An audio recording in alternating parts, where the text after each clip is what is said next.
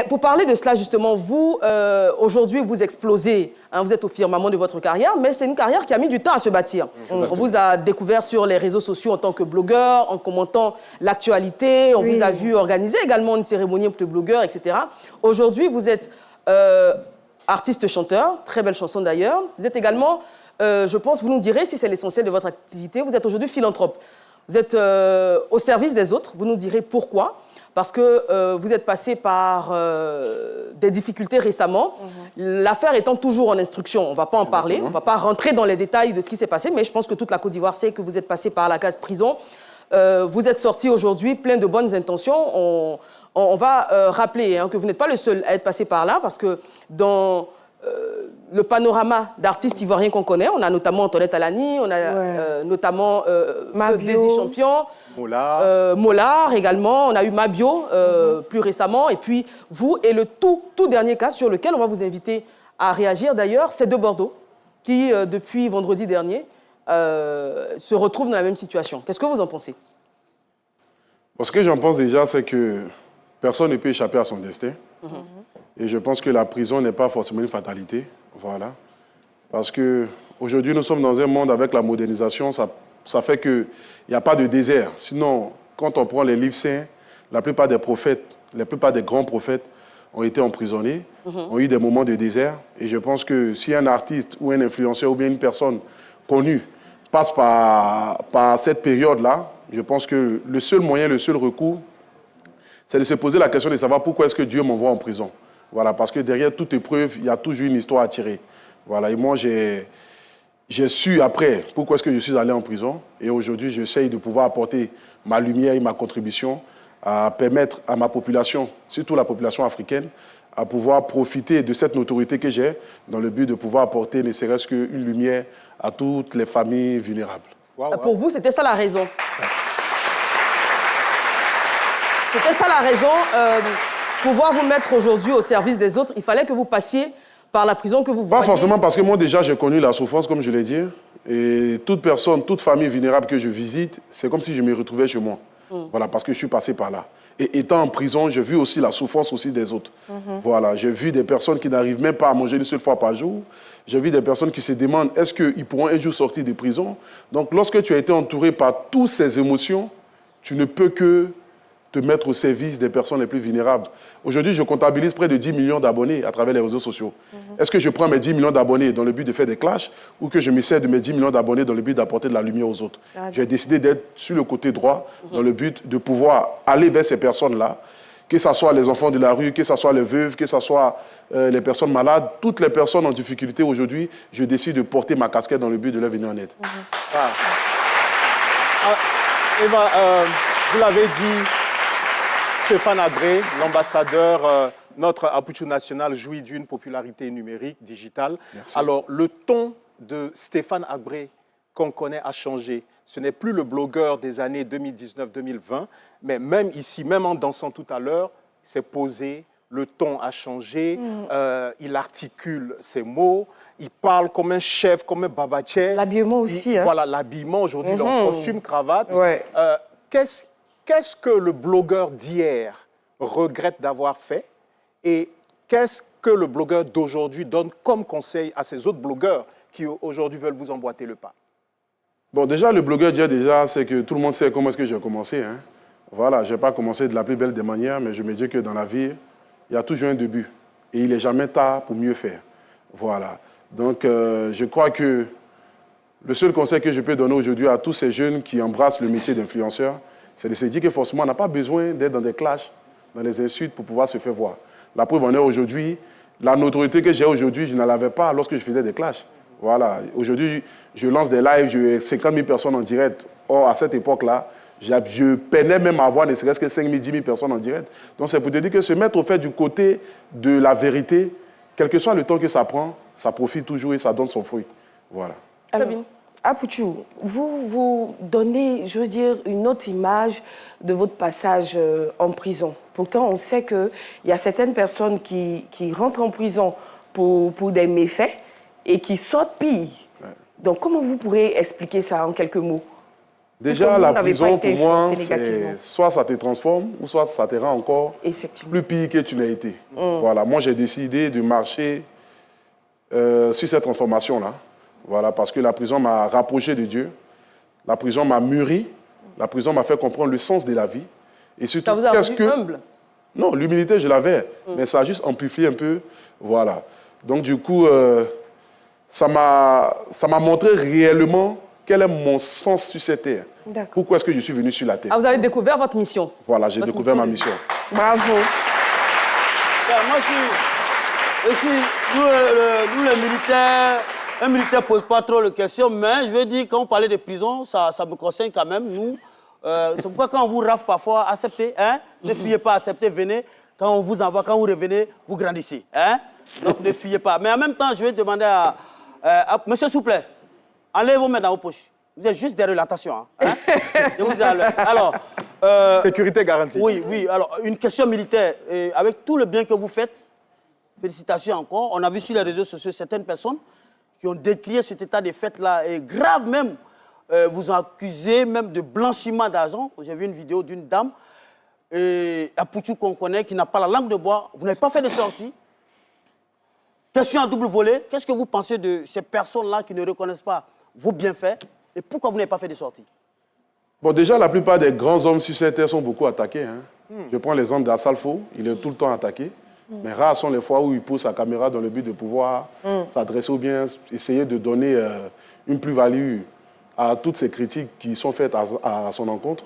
Donc je pense qu'aujourd'hui, si j'ai envie de grandir, je dois forcément accepter les critiques. Qu'elles soient mauvaises ou bonnes, je dois prendre dans ce qui est mauvais, essayer de voir un peu quel est le côté positif et bon à l'intérieur, et puis je prends pour avancer. Voilà, donc si je dois passer tout mon temps aujourd'hui, être nommé ambassadeur, ce n'est pas permis à tout le monde. Un ambassadeur va venir s'asseoir pour venir dire qu'il y a telle chose à chaque fois. Donc du coup, je pense que j'avance, mon travail parlera à ma place, et surtout la confiance des Ivoiriens, la confiance des Africains qui sont vis-à-vis de moi, je ferai tout pour ne pas les décevoir. Mais les accusations sont graves. Voilà, parce que... Et qu'elles soient graves ou pas, je me réfère aux autorités parce que nous ne sommes pas dans un pays de désordre. Donc vous allez porter Donc plainte. forcément, et puis même si la personne se retrouve à l'extérieur, forcément la Côte d'Ivoire est le canal ou bien la plaque tournante, forcément, elle va forcément revenir en Côte d'Ivoire. Et le jour qu'elle rentrera en Côte d'Ivoire, ben, elle apportera ses preuves. Pour l'instant, moi, je fais mon travail. Et tant que je ne suis pas encore inquiété par la justice par rapport à ce que je fais, je me dis que ce que je fais est bien. Et c'est parce que c'est bien aujourd'hui que, raison pour laquelle les autorités de ce pays décident de m'accompagner. Alors, vous parlez justement d'autorités qui vous accompagnent et de critiques. Vous avez été nommé ambassadeur auprès du ministère de la Solidarité et de la lutte contre la pauvreté. On va avoir les images, voilà, avec la ministre Miss Bellemonde.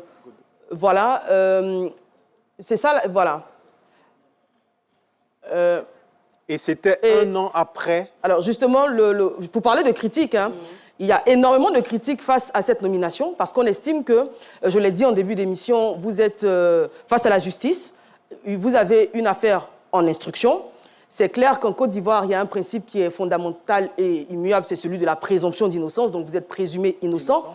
La question, c'est de savoir, est-ce que, et les critiques allaient dans le sens de, est-ce qu'il ne fallait pas attendre la fin de l'affaire, que vous soyez jugé, avant de vous nommer ambassadeur, d'autant plus que les chefs d'accusation contre vous sont loin d'être anodins?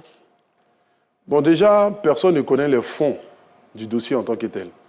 Parce que depuis mon arrestation, il y a eu beaucoup de spéculations. Beaucoup de personnes ont dit, d'autres ont dit qu'elle m'a condamné 5 ans, d'autres ont dit qu'elle m'a condamné 20 ans, d'autres ont dit que j'ai pris l'argent de ceci, j'ai pris l'argent de cela. Mais jusqu'à présent, personne n'a apporté une preuve pour dire que, voici réellement ce qui s'est passé.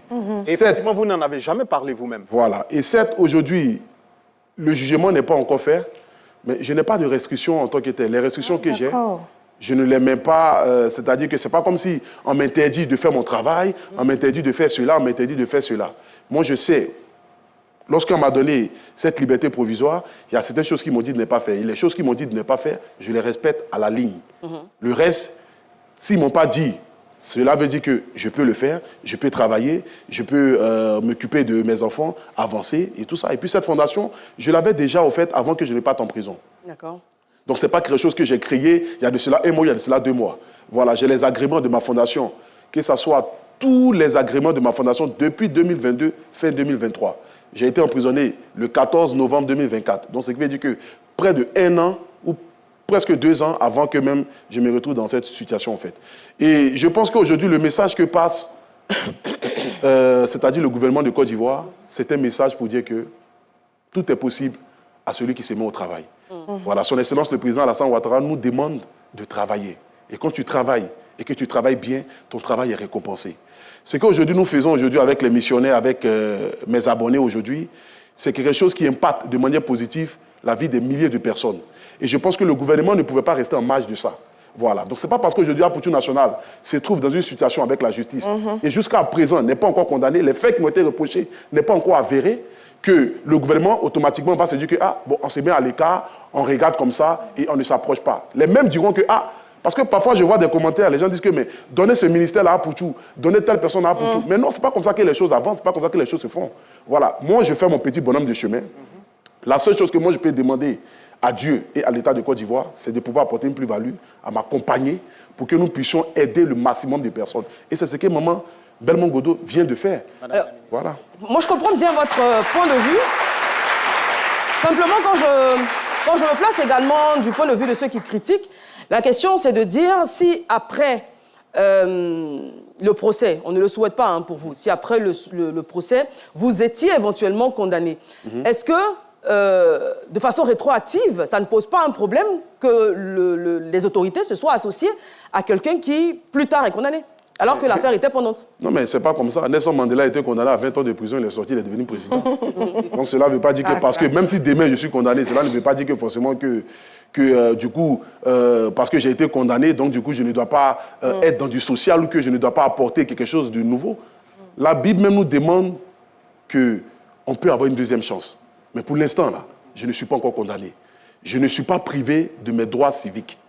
Donc, je peux exercer ce que je suis en train de faire de manière légale. Et tant que, de manière légale, ce que je fais est légal aux yeux de la loi, je continue de le faire. Et je ne me suis pas levé comme ça, venir m'asseoir, allumer ma caméra et puis demander aux gens, venez cotiser. C'est parce que sur le plan juridique et sur le plan légal, j'ai tous mes documents qui me permettent de pouvoir le faire.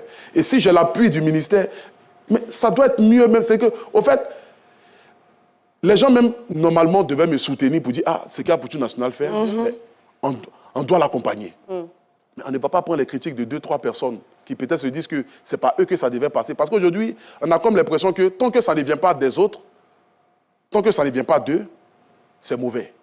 Quand ça vient des autres, ça veut dire que non, voilà, on ne doit pas accompagner. Et quand ça vient d'eux, voilà, c'est bon et tout ça. Donc on ne va pas s'attarder sur ce genre de choses-là.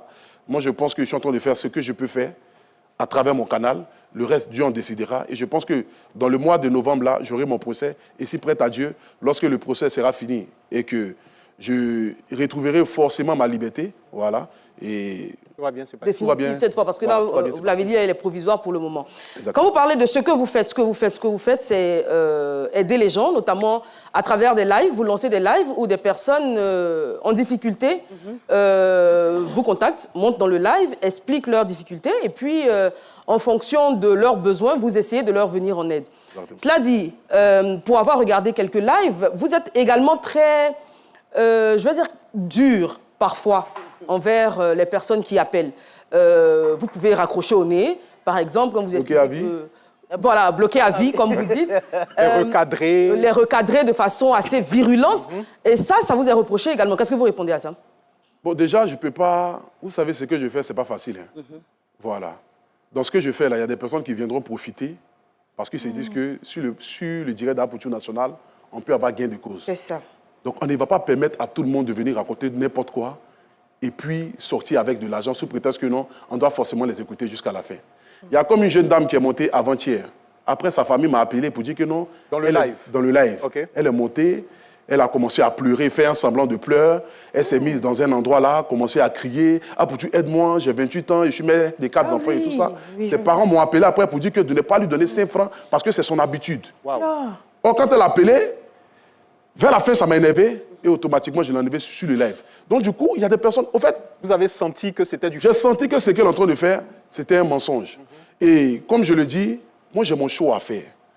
Voilà, sur le direct d'Aputu National, ce n'est pas que tristesse du début jusqu'à la fin. Mes abonnés aiment ce que je fais.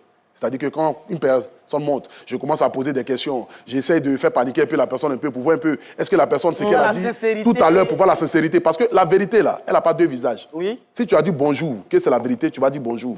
Mais quand tu dis bonjour et qu'après, dans chose, tu dis, bon, moi j'ai 2 enfants. Après, tu dis non, bon, finalement j'ai 4 enfants. Bon, j'ai 3 garçons. Ça commence à m'énerver, dit, bon, descends, bloqué à vie. Donc j'envoie son âme. Apuchu passe du statut de blogueur clash à celui d'ambassadeur officiel alors que son dossier judiciaire est toujours ouvert. C'est du jamais vu et ça pose une question explosive. Est-ce la belle preuve que la rédemption est possible et que le travail paie, ou est-ce la démonstration que quand tu as du buzz et des millions d'abonnés, les portes s'ouvrent même quand la justice n'a pas encore tranché? En Côte d'Ivoire comme ailleurs, le buzz et la générosité publique peuvent parfois peser plus lourd que les casseroles judiciaires tant que le jugement définitif n'est pas tombé. Et vous? Vous êtes team rédemption ou team justice d'abord? Dites-le moi en commentaire, likez fort si cet extrait vous a scotché et abonnez-vous avec la cloche pour ne rater aucune bombe comme celle-ci. On continue le feu ensemble.